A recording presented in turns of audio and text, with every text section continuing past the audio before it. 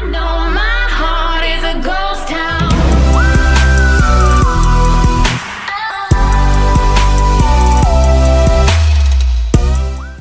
Guys, so today I'm actually going to be bringing you another Rave in the Redwoods video, and this is basically going to be the best training spot on Rave in the Redwoods and how you can actually get the past round 40 if you would like, or even higher. The only reason that I basically did it was because it was getting really late and I basically had to go off and go to sleep, obviously, because it's good and stuff, but I could have went a way higher round than this. I managed to get to round 44 with this strategy, but it's easily possible to get way higher than that, up that, like, maybe even past round 100 if you actually try hard this a lot, which is absolutely insane. So let's actually get into this training spot then, shall we? So this is located at the recreation area, or the disco area, or the rave area, whatever you guys like to call it. It's basically just where all the lights are. It's actually called the recreation area, but you know, whatever you guys call it is whatever you guys call it. If you guys didn't know, this space is basically a giant circle and there's all the things you need. There's a trap there, you know, there's one of the wee things where you can insert your gems so that you get some prizes, some souvenir token machines, I guess, if that's what you want to call them. And there's also a mystery box as well. And to make it even better, there's also a wall buy, so if you want to, you can actually go and get, obviously, a pack-a-punch weapon. You can go get that weapon and pack-a-punch it, and then you can basically use that if your bows run out of ammo. While we're on the topic of bows then, I think we should actually get into our weapon setup then. So the setup that I would actually recommend having is, I would actually recommend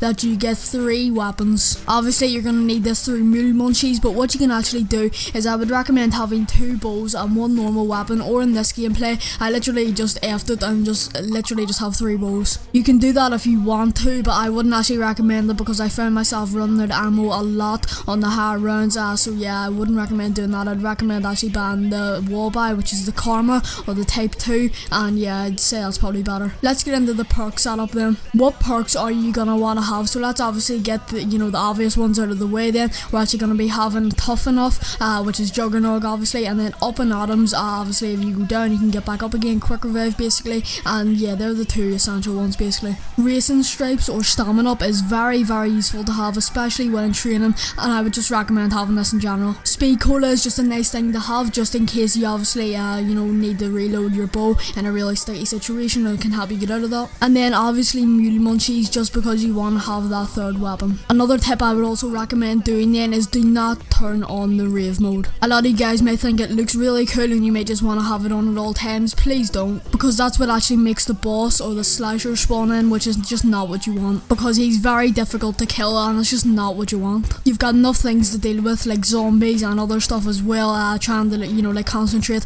on actually running your train, not needing to bother with that thing. So yeah, what is the strategy then? We are basically going to be running around in the circle that you can actually see on screen right now. We are basically just running around in this circle. You know, if you ever get like cut off by the zombies, just try and loop back, do like kind of a banana loop, if you guys know what that is. It's basically just trying to run like a figure 8, and yeah, just try and do that. If you ever get in a sticky situation, you've always got your acid rainbow, which I actually forgot to mention about the bows at the very start of the video. You can basically have any bow that you want. I personally definitely recommend the acid rainbow and also the whirlwind, and if you are going for 3 bows, I would also recommend getting the Ben Franklin then. Or if you have absolutely no idea about any of the bows, you can go watch my most recent video, which I actually uploaded yesterday on my channel, which you can go and watch. I'll leave a link in the description if you haven't seen it already. But yeah, if you actually get in a sticky situation, all you want to do is just use your bow. It's really simple. The acid rainbow is absolutely insane. It's really overpowered. So what you can do is, if you ever get in a sticky situation, just shoot that thing at the ground and all the zombies are just dead. And if you come in a contact of a situation where you kind of try and go forward and you get cut off and then you try and come back and all the zombies are there, just whip out your whirlwind bow, which is probably the thunder gun.